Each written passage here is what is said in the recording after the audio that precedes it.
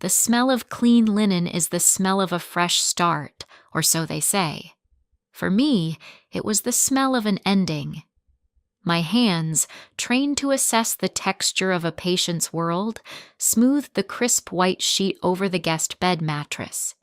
It was a good sheet, high thread count, a gift from my mother for our wedding. Solomon's mother, Celestine, had commented that it was probably too fine for a guest bed, where quality is so often wasted. I smoothed the pillow, my movements even and unhurried, the way I would position a limb for a patient about to begin a difficult exercise. In my other hand, the silver frame felt cold and heavy. It was our wedding photo. Solomon was laughing, throwing his head back, and I was looking at him, my face full of a faith so bright it was hard to look at now. The sound of his car was gone. A fading hum down the quiet Richmond street as he drove his mother home. I turned the frame over in my hand, the cool glass pressing against my palm. The decision was already made. It had been made 3 arguments ago, in the space between one word and the next. All that was left was the function, the physical act of leaving. My name is Lyric. I am 33 years old, and I am an occupational therapist. My job is to help people live, not just survive, but live with dignity and purpose after an injury or illness has changed the architecture of their world. I teach people how to navigate their homes in wheelchairs, how to button a shirt with one hand, how to hold a fork when their fingers no longer obey. The work is a study in adaptation. You assess the person, you assess the environment, and you figure out what can be changed. Sometimes you strengthen the person.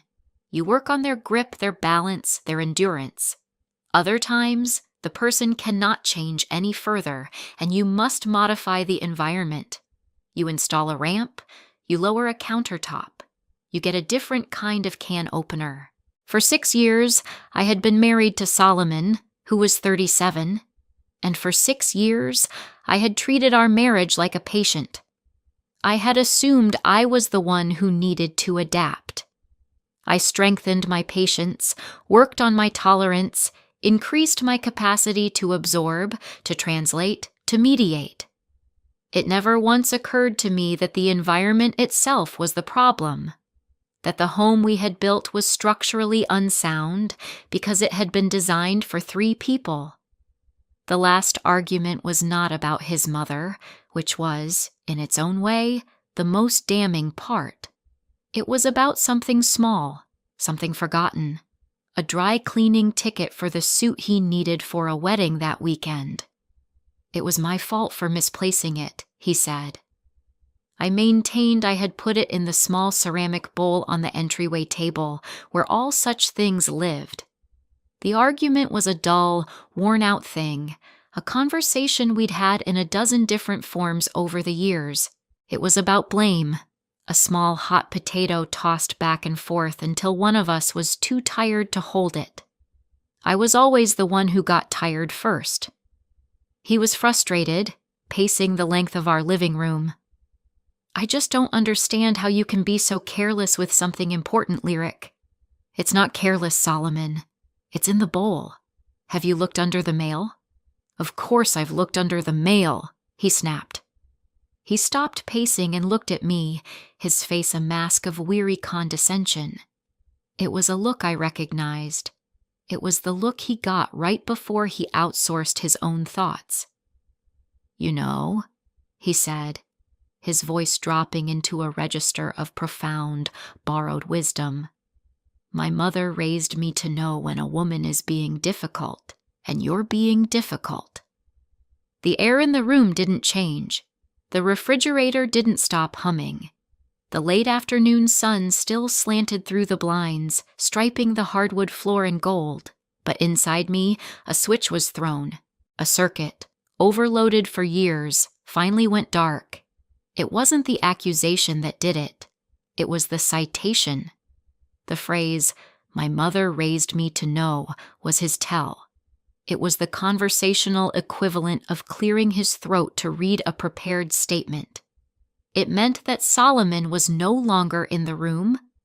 I was arguing with a recording of Celestine. Difficult. It was the third time in as many arguments he had used that exact word. The first time, a few months ago during a tense discussion about holiday plans, I had flinched. It felt alien in his mouth, a word chosen from someone else's vocabulary. The second time, during a disagreement over a joint savings account, I felt a cold knot of dread in my stomach. I'd gone back to my therapy notes from the week before, a journal I kept for myself, and saw my own handwriting. Feeling like my perspective is treated as a complication to be managed, not a contribution to be considered. He wasn't just using her word, he was using her entire framework. My needs weren't needs, they were difficulties. My feelings weren't valid, they were difficult. I wasn't a partner, I was a problem to be solved, and Celestine had handed him the answer key. This third time, I felt nothing at all, just a profound and sudden quiet. In my work, there's a concept called terminal end range. It's the point at which a joint can go no further. There is no more flexibility, no more give.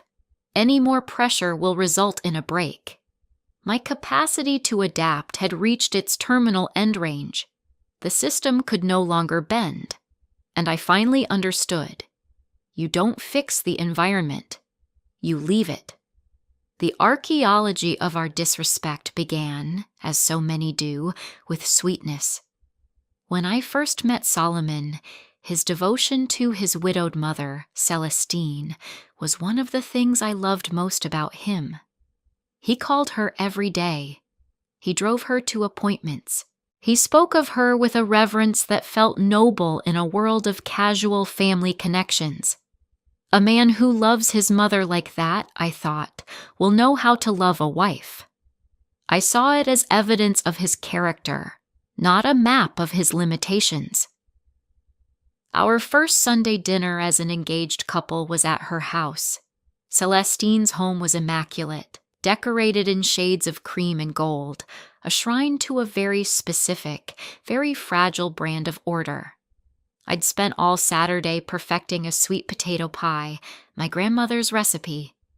I walked in holding it like an offering. Celestine took it from me with a smile that didn't touch her eyes. "How lovely, dear," she said, placing it on the counter. "Solomon just adores my pie, but it's sweet of you to try." Later, during dessert, she took a small performative bite of my pie. She chewed slowly, her head tilted. "It's a little heavy on the nutmeg, isn't it?" she observed to the table at large. "You have to be careful with nutmeg. It can overwhelm the whole dish." She looked at Solomon. "Don't you think, baby?" Solomon, who had just told me it was the best pie he'd ever had, swallowed his mouthful and produced a thoughtful frown. "You know, I think you're right, Ma. Just a little. But it's still good lyric. A really good effort." I felt a hot flush of shame. It wasn't the critique, it was the public retraction. His compliment, offered in the privacy of our kitchen, was now being amended for the public record. On the drive home, I was quiet. Solomon reached over and took my hand. "Don't mind her," he said gently. "She means well. You're too sensitive about it." And there it was, the first brick in the foundation. Her meaning well was the excuse, and my sensitivity was the actual problem. My reaction to the disrespect was more out of line than the disrespect itself. For the next 6 years, I would bring a dish to Sunday dinner, and for 6 years, Celestine would find something to correct. The green beans were a touch too soft. The macaroni was a little dry. The roast needed another 10 minutes. And every time, Solomon would nod in solemn agreement, as if she were revealing a universal truth. After a while, I stopped defending my cooking. I stopped explaining that I liked my green beans this way. I just absorbed the corrections and drove home in a silence that grew heavier each week, while Solomon explained what his mother really meant. He thought he was translating. What he was actually doing was asking me to accept her version of reality over my own. This pattern metastasized from the dinner table to the very structure of our lives. When his younger brother Marcus got engaged, Celestine disapproved of the bride, a vibrant, outspoken woman named Chloe. Suddenly, I was deputized as the family's unpaid diplomat. Solomon called me the peacekeeper, and he said it with such pride, as if he were praising my natural talent. What he was really doing was handing me his emotional labor. My phone became a triage center for Celestine's anxieties and Chloe's frustrations. I spent my lunch breaks mediating disputes about floral arrangements and invitation fonts. I fielded calls from Celestine at 10 o'clock at night, listening to her catalog Chloe's perceived flaws. She's just not a family person, Lyric. You understand. You know how to fit in. It was meant as a compliment, but it felt like a cage. I fit in because I had sanded down my own edges until I was smooth enough not to snag on anyone's expectations. One evening, after a particularly draining three-way call about seating charts, I sank onto the sofa, exhausted. "Solomon," I said, "I can't do this anymore. This is between your mother and your brother. I need you to step in and ask her to back off." He looked up from his laptop, frowning. "She's just trying to make sure the wedding is perfect. She's not in it emotionally, not like Chloe is. My mother sees things clearly." He came over and rubbed my shoulders. "You're so good at this, baby. You know how to talk to both of them. You're holding this whole thing together." I remember leaning my head back against his hands, feeling a profound sense of loneliness. He didn't see me. He saw a utility. He saw a function, a tool that was working effectively. He wasn't proud of me. He was pleased with my performance. The peace I was keeping was for his benefit, a buffer that protected him from the friction of his own family. I was the ramp he'd installed so he didn't have to deal with the stairs. The most corrosive moments were always the quietest. One Sunday, about 2 years into our marriage, the conversation at Celestine's table turned to a cousin's recent divorce. Celestine set her fork down with deliberate slowness, a gesture that commanded the room's attention. "I always knew that marriage wouldn't last," she announced. "That girl had no sense of humility. A wife who can't take correction isn't ready to be a wife." She didn't look at the cousin's empty chair. She didn't look at me. She looked directly at Solomon. And Solomon, my husband, the man who had promised to be my partner, my defender, simply nodded. It was a small, almost imperceptible dip of his chin, a quiet co-signature on a doctrine that defined me as a subordinate. In that moment, he wasn't just agreeing with his mother. He was accepting her definition of my role. My job was to be correctable. His job was to align with the corrector. I felt the blood drain from my face. I remember looking down at my plate, at the green beans that were, once again, a little too soft, and feeling like I was disappearing. I tried to talk to him about it that night. I used all the language I had learned, both as a therapist and a wife. I used "I feel" statements. I talked about partnership, about presenting a united front. He listened, his face clouded with a familiar, pained expression. It was the look of a man being forced to hold two opposing ideas in his head at once. "You're taking it the wrong way, Lyric," he finally said. "She wasn't talking about you. She was looking right at you, Solomon. It was a test, and you agreed with her." He sighed, a long gust of sound that was meant to communicate how tired he was of this, of me. What was I supposed to do? 'Cause a scene at the dinner table? Argue with my own mother in front of everybody? "You were supposed to be my husband," I said, my voice barely a whisper. You could have just said nothing. You could have changed the subject. You could have squeezed my hand under the table. You could have chosen us. He stood up and walked to the window, looking out into the dark. You want me to choose you over my own mother? He said, his voice heavy with accusation. That's not fair. And I saw it then, with a clarity that felt like a physical blow. He didn't see us as a we. He saw me and his mother as two competing interests he had to manage. He saw our marriage not as a new primary entity, but as a subsidiary of his role as a son. My requests for partnership were, in his eyes, unfair demands for primacy. I wasn't asking to be his teammate. I was asking to be his new boss. The job was already taken. The contaminated memories began to pile up. A weekend trip to the mountains for our anniversary, a memory I had treasured for its quiet intimacy. Now, I replayed it and remembered Celestine calling 3 times. Once to ask Solomon where the spare fuses were, once to give her opinion on a news story she was watching, and once just to chat. At the time, I'd rolled my eyes, annoyed but resigned. Now I saw it for what it was, a casual assertion of access, a reminder that even in our most private moments, the line to his mother was always open. He had taken every call. He had never once said, I'm with my wife right now, Ma. Can I call you back? Because he wasn't just with his wife. He was always, in some small way, with his mother, too. Another memory surfaced. The day we closed on our house. We were ecstatic, standing in the empty living room, the echo of our voices bouncing off the bare walls. My parents had sent a bottle of champagne.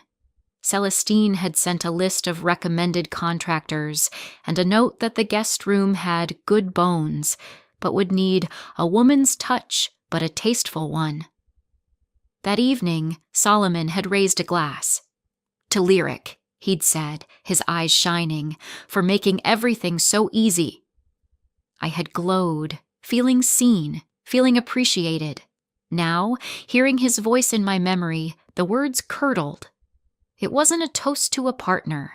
It was a customer review. I made the logistics easy. I made the family dynamics easy. I made his life easy. My value wasn't in who I was, but in the absence of difficulty I created for him. The final argument about the dry cleaning ticket was not, in the end, about the ticket at all.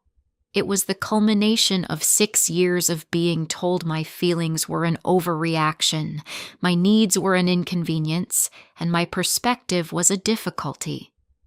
When he said it, my mother raised me to know when a woman is being difficult, and you're being difficult. It was with the weary authority of a man stating a fact he wished wasn't true, but was obligated to report. In that moment of profound stillness, I felt a strange sense of calm. As an occupational therapist, I often have to deliver hard news. I have to tell a family that a full recovery isn't possible, that a new baseline of function must be established. You learn to deliver these truths without sentimentality, but with respect for the grief they will cause. You state the reality of the situation so that everyone can stop fighting it and begin to work with it. Solomon had just stated the reality of our marriage. Its core function was to defer to his mother's judgment. My role was to adapt to that function without being difficult. The prognosis was clear. There would be no recovery. A new baseline was not possible because the existing baseline was the entire point. I did not argue back. I did not cry. I simply looked at him, this man I had loved, this man who was now a stranger speaking in his mother's voice, and I nodded, just as he had nodded at her dinner table. Okay, I said. Just that. He seemed thrown by my lack of resistance. He was geared up for a fight, for tears, for the escalating drama that would end, as it always did, with my exhausted concession. My quiet agreement left him with nowhere to go. "Okay," he repeated, confused. "What does that mean?" "It means I understand," I said. I turned and walked to the kitchen, took a glass from the cupboard, and filled it with water. My hands were perfectly steady. He followed me, his frustration mounting. "You understand what, Lyric? Don't be cryptic. This is what I'm talking about. This is difficult." I took a slow sip of water. I could feel his agitation radiating across the small space of the kitchen, a frantic energy bouncing off my stillness. I had become the environment, and he was the one who could not adapt. The reversal was so complete it was almost dizzying. "I understand the terms," I said, setting the glass down on the counter. "That's all." He stared at me, his mouth slightly open. He was waiting for the rest of the sentence, the part where I explained myself, the part where I re-engaged the fight on his terms. But there was nothing else to say. I had been discharged from the conversation. The treatment was over. For the next 2 days, I performed my life as usual. I went to work. I came home. I made dinner. Solomon was cautiously affectionate, circling me like a man approaching a nervous animal. He thought my quietness was a new tactic in our ongoing Cold War, a strategic retreat before the next battle. He had no idea it was a peace treaty I had signed with myself. He mistook my calm for surrender. It was, in fact, the opposite. It was the deep, steady breath before the work begins. Internally, I was a whirlwind of methodical planning. My professional mind, so used to coordinating care, creating discharge plans, and organizing adaptive equipment, took over. Leaving a life is a logistical problem. I broke it down into steps. First, housing. I spent my lunch break scrolling through apartment listings in a neighborhood closer to my clinic. I found a small one-bedroom with a balcony and good afternoon light. I filled out the application online, using my personal email and my office address. I was approved within 24 hours. Second, finances. I opened a new bank account in my name only. I calculated my share of our joint savings and set up a transfer for the day I planned to leave. I changed the passwords on all my personal accounts. I scanned and emailed copies of my important documents, my birth certificate, my passport, my social security card, to my sister, a silent witness who had been waiting for this call for years. Third, possessions. I began to pack in my mind. I walked through each room of our home and triaged our shared life. The books were mine. The good cast iron skillet was his. The art we'd bought together in Asheville, that would hurt to leave, but it was too big to take, too saturated with memory. I made a list. Clothes, my grandmother's quilt, my laptop, the box of photos from my side of the family, my favorite coffee mug. It wasn't that much. It's amazing how little you need when you're no longer carrying the weight of someone else's life. During those days, Solomon was a ghost in a life I had already left. He would come up behind me while I was washing dishes and wrap his arms around my waist. "I love our quiet nights," he murmured into my hair one evening. I stood perfectly still, my hands submerged in the warm, soapy water, while inside my head I was signing a lease. The irony was so thick I could barely breathe.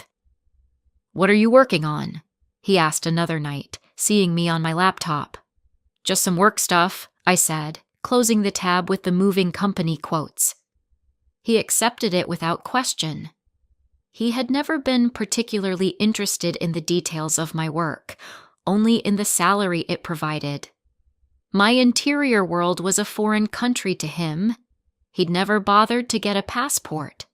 His obliviousness was my shield. He could not see my preparations because he had never truly learned how to see me. He saw the wife-shaped space I occupied in his life, and as long as that space was filled, he was content. The final Sunday arrived. It felt like any other Sunday. I woke up. I made coffee. I read the paper. The dread that usually began to gather in my stomach around noon failed to appear. There was only a quiet hum of purpose. Celestine called mid-morning to remind us not to be late. "And Lyric, dear," she'd said, her voice dripping with false sweetness, "don't bother with a dessert. I've made my lemon meringue. We don't want to be wasteful." I simply said, "Okay, Celestine, we'll see you at 5. Dinner was the usual performance. I was a model of pleasant neutrality. I complimented the roast. I asked Marcus and Chloe about their wedding plans. I listened as Celestine recounted a minor neighborhood dispute with the gravity of a geopolitical crisis. Solomon watched me, a small, pleased smile on his face.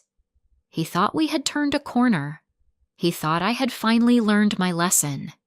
He had no idea I was sitting for my final exam. When it was time to go, Celestine insisted Solomon drive her home. Her car was in the shop, a convenient excuse to extend her time with him, to have him to herself for 20 uninterrupted minutes. It was their ritual. "I'll just wait for you here, baby," I said, kissing his cheek at the door. "Drive safe." He smiled, relieved. "Be back in a flash." The moment his headlights disappeared down the street, my plan activated. I had 2 large suitcases packed and hidden in the back of my closet. I moved with an efficiency that would have made my supervising professor proud. Clothes first, then toiletries, then the box of important papers.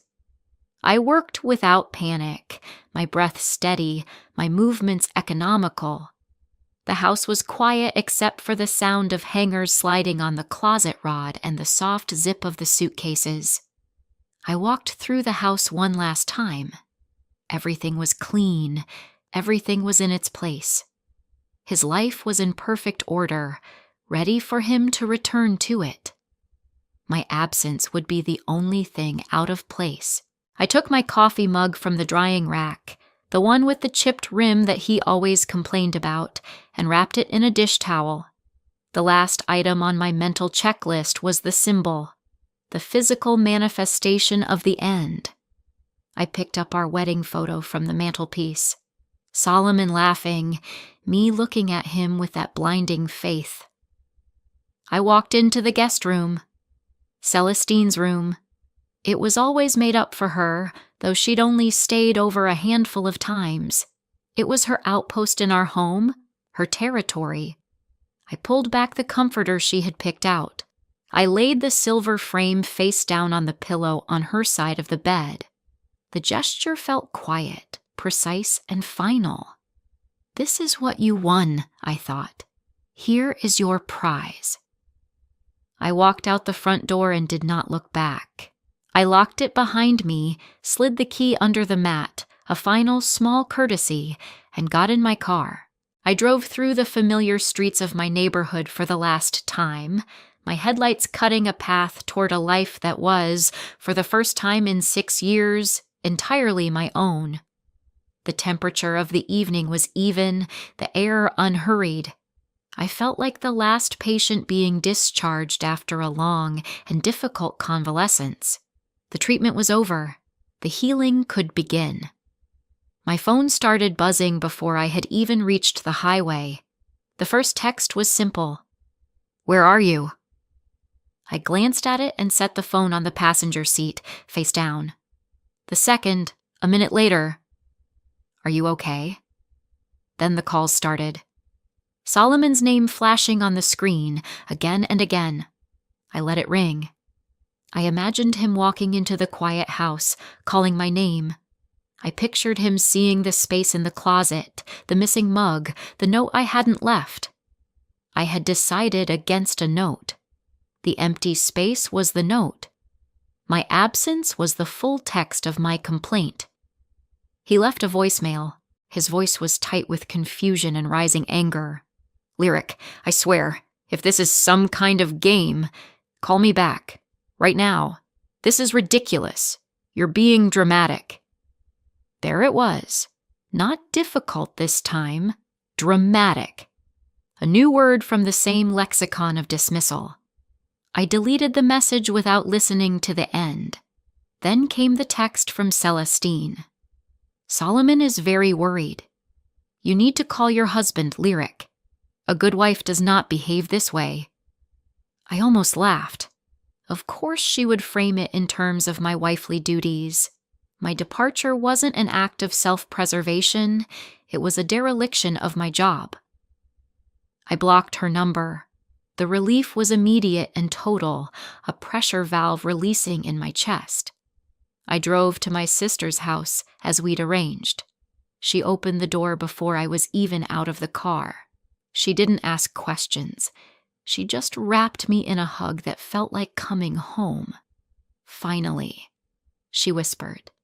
And that one word held 6 years of her patient, worried silence. The next day, the escalation continued. Solomon, having failed to reach me, recruited his brother. Marcus called. I answered. "Lyric, what's going on? Saul is losing his mind." "I'm fine, Marcus," I said, my voice steady. "I just needed some space." "Space?" "He said you took your stuff. He said you just left." "That's an accurate summary," I said. He sighed. I could picture him rubbing the back of his neck, caught in the middle just as I had always been. "Look, I know my mom can be a lot. And Saul he's just trying to keep the peace." "The peace was kept at my expense, Marcus," I said gently. "I'm done paying for it. I'm sorry you're in the middle of this, truly, but Solomon and I will have to handle it ourselves." Later that day, Solomon sent a long, rambling text. It was a cocktail of apology, accusation, and bargaining. He was sorry if he'd hurt my feelings. He didn't understand why I couldn't have just talked to him. We could go to therapy. He would try to be better about the mom stuff. He just wanted his wife back. I waited a full hour before I replied. I needed the words to be precise, with no room for misinterpretation. I typed, "Therapy is for 2 people. We were 3. His response was immediate. "That's not fair. She's my mother." I didn't write back. The raw vulnerability I had been expecting finally came 2 days later. He called, and for reasons I still don't fully understand, I answered. Perhaps I felt I owed him one last chance to hear my voice. Or perhaps I needed to hear his, stripped of all its borrowed authority. He was crying. Not loud, angry sobs, but the choked, hiccuping sounds of a child who has just realized the consequences of his actions. "Lyric," he wept. "I don't understand. I don't understand what I did." "You know what you did, Solomon," I said, my voice soft but firm. There was no anger left in me, just a vast, quiet sadness for the man he might have been. I was trying to... He couldn't finish the sentence. He took a ragged breath, and then he said it. The most honest sentence he had ever spoken to me, the structural flaw of his heart laid bare. "My mother just wants what's best. Why do you make me choose?" The question hung in the air between us, a perfect distillation of our entire marriage. He still saw it as a choice between 2 warring factions. He still saw my need for partnership as an attack on his role as a son. He believed, with his whole being, that his mother's intentions were the only thing that mattered, not their impact on me.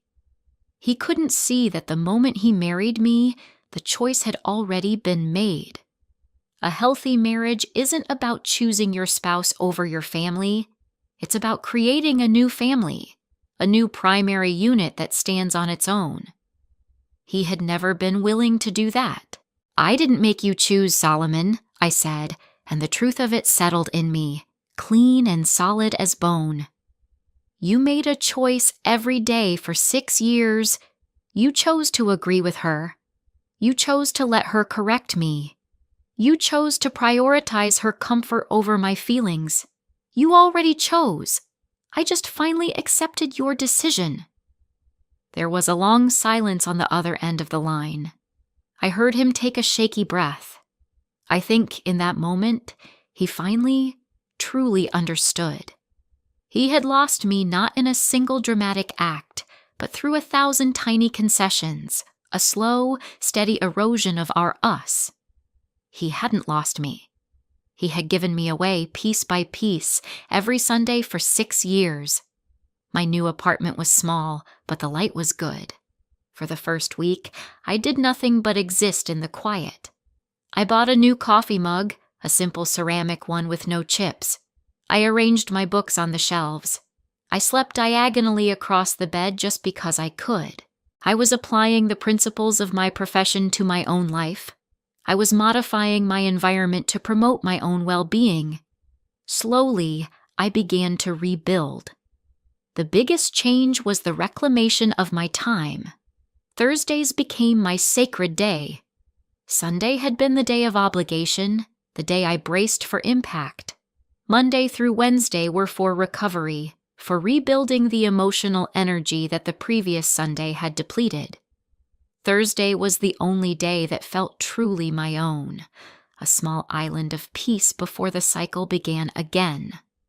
Now every day was Thursday, but I set that one day aside as a ritual. I would come home from work, run a bath, and read a book.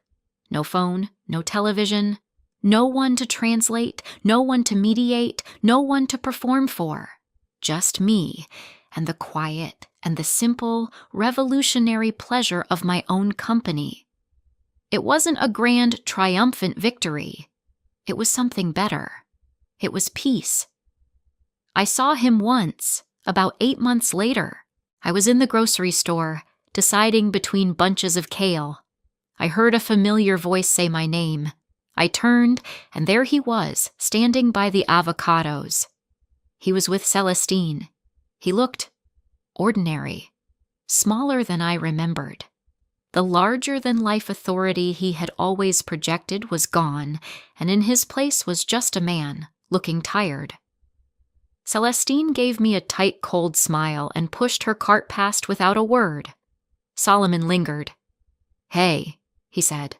"Solomon," I replied, my voice even. "You look good," he said. It was an observation, not a compliment. "I'm well," I said, and it was true. I was well. Not just okay, not just getting by. I was fundamentally, structurally well. He nodded, looking down at his hands. I get it now," he said quietly. "What you said. About choosing." I offered him a small, sad smile. "I'm glad, Solomon. For your sake." There was nothing else to say. The space between us was no longer charged with anger or grief. It was just space. He gave me a final, hesitant nod and walked away to catch up with his mother. I watched them go, a son and his mother, walking down the brightly lit aisle of the grocery store. I felt no bitterness, no triumph. I felt nothing but a quiet, calm distance. I turned back to the kale, made my choice, and went home. In occupational therapy, we often talk about the concept of a just right challenge. It's an activity that is not so easy that it's boring, but not so hard that it leads to failure and frustration. It's the optimal intersection of ability and task that allows for growth. For years, I believed that love was meant to be a constant, difficult challenge. I thought the work of it was in the stretching, the enduring, the adapting to a shape that was not my own. I thought the pain was proof of the effort. I understand now that a partnership, a true one, is not supposed to be a constant, painful adaptation. It's not about contorting yourself to fit an environment that is hostile to your well-being. Love should be a just right challenge. It should ask you to grow, not to shrink. It should require you to be the best version of yourself, not a translated, edited version approved by a committee of two. The flaw in my marriage wasn't Solomon's love for his mother. It was his inability to create a new space for a new love to grow. He lived in a house that was already full, and instead of building an addition, he asked me to live in the hallway. I stayed for 6 years, making myself smaller, quieter, less difficult, trying to pretend the hallway was a home. Leaving wasn't an act of anger, it was an act of architecture. It was the realization that I deserved more than a hallway. I deserved a room of my own, with a door I could close and a window that let in the light. I learned to build a home that fits the person I actually am. If you enjoyed this story, please like, comment, and share this video with your friends. Subscribe and turn on the notification bell so you never miss a powerful story drop.